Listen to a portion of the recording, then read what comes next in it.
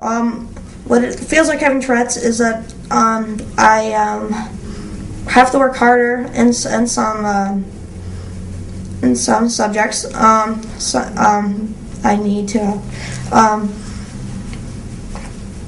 but I work in classrooms. Sometimes I have to. Sometimes I have a little bit of trouble when I'm ticking a lot, and so when I tick, it kind of could put me off the work. It wouldn't let me focus on my work. By having Tourette's, I feel like it's a good gift to me. I feel that having it makes me feel special, and that even though it's going to make me work a little harder, I think I am still capable as anybody else doing anything. Here's another thing about Tourette's. It's an anxiety-based disorder, and sometimes when I do tics,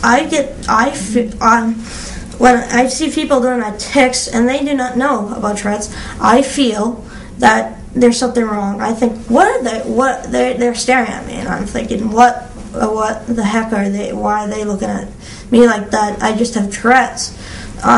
When I do tics, sometimes they can be vulgar tics.